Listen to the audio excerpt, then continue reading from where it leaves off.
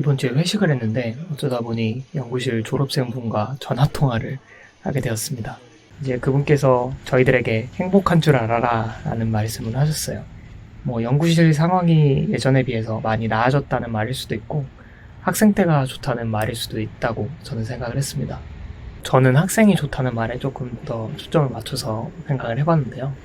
제가 대기업에서 한번 인턴을 할 수 있는 기회가 있었는데 그때 사수님께서 저한테 높은 자리까지 올라가고 싶냐라고 물어보셨어요.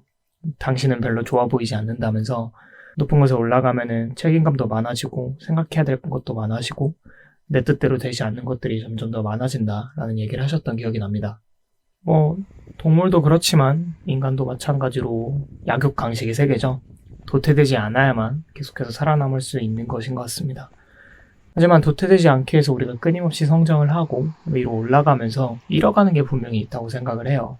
보통 리더들 중에서 소시오패스의 비중이 높다고 하잖아요. 모든 리더들이 소시오패스는 아니지만 분명히 감성적으로 섬세하게 사람들의 기분을 생각하고 할 틈이 별로 없다는 것은 사실인 것 같습니다. 어쩌면 감정보다는 논리에 조금 더 나를 세워야만 성공적인 리더가 될 수 있는 게 아닐까 싶어요.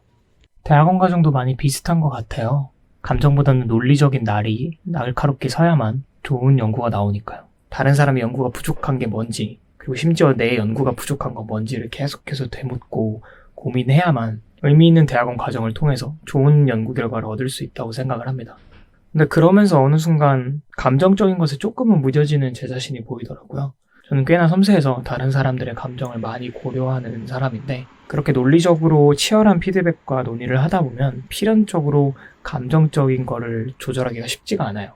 사실 조절할 필요도 없죠. 그냥 이건 이렇다라고 담백하게 딱 얘기하면 되는데 결국 잘못됐다는 걸 얘기하는 거는 상대방의 행동이나 생각에 수정되기를 바라는 마음이 있는 거고 그렇게 되면 필연적으로 상대방의 감정을 아무리 프로페셔널한 사람이라도 조금은 훼손할 수밖에 없다고 봐요. 그런데 제가 논리적으로 성숙하면 성숙할수록 제 입장에서는 이렇게 생각하고 이렇게 잘하고 하는 거는 당연해지니까 점점 더 상대의 감정을 신경 쓰지 않게 되는 경향이 있는 것 같습니다.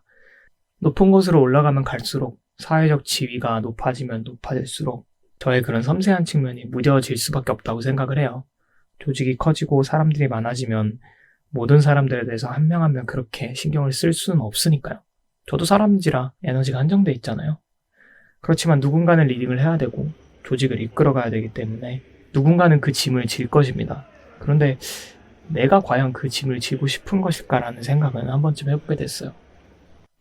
왕관을 쓰려면 그 무게를 견뎌야 한다는 말이 있긴 하지만 왕관을 쓰지 않아도 삶은 행복할 수 있잖아요.